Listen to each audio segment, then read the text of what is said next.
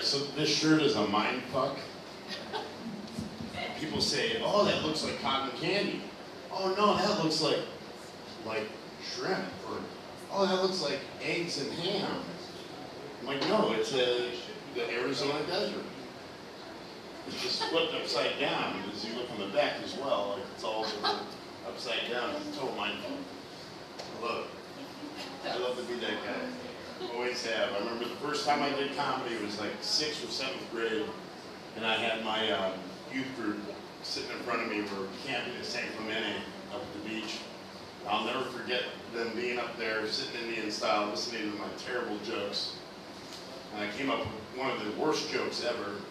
I'm probably not going to say it, but I'm going to say it. I really like fucking pregnant women. So I get my dick sucked at the same time. Oh, brutal. Yeah, and I can't believe I came up with that like in 6th or 7th grade. I was a sick boy. I mean, you know, shit, I lost my virginity at 10 and a half years old with a 15-year-old. I've dated older women ever since. I don't know what that curse is, but it's some kind of curse. Anyway, but so last night I was downtown. Comic-Con was going on. I saved a drunk Marine for the 2nd time. It was the same 2 cats. Last time the ambulance got called. I didn't call the ambulance. This time I helped carry this Marine to his buddy's car all the way in the parking garage, and then we did a set at Madhouse after that. I was sweating like a whore in church. And that leads me to this joke about my grandma, who's 85. She's like my inspiration for comedy. Originally from Connecticut. She's a badass. We call her Gangster Granny. She got an Escalade on 20s with purple pinstriping. It's cool. It's a fun car to drive. She got 3 speeding tickets the first year she had it. So I had to take her to Fred Loya to get insurance that they had. And she's trying to hook me up with the girl, with my insurance agent. And she had like Band-Aids on her fingers, covering up her tattoos from her gang days. And my grandma's like, what are those Band-Aids on your fingers? I'm like, Grandma, it's not nice. Oh, you should date my grandson, he's single. I'm like, Grandma, no. You don't mix business and pleasure, you just don't do it. I'm like, I've been in construction for 35 years. We don't do that. Anyway, but I put a new roof on my grandma's house. And I walked in, it was a heat wave. I walked in the house, I said, Grandma, I'm sweating like a whore in church. And my grandma looked at me with them grandma eyes.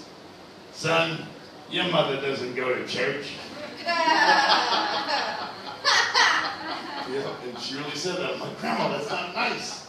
And she's like, she's a whore. Grandma. She's like, she took advantage of your dad in high school. He was the hot guy, she was the fat girl. Well, hey, hooray for Mom, you know? My dad would still be alive today if the fucking Padres won the World Series in 1984. He would still be here.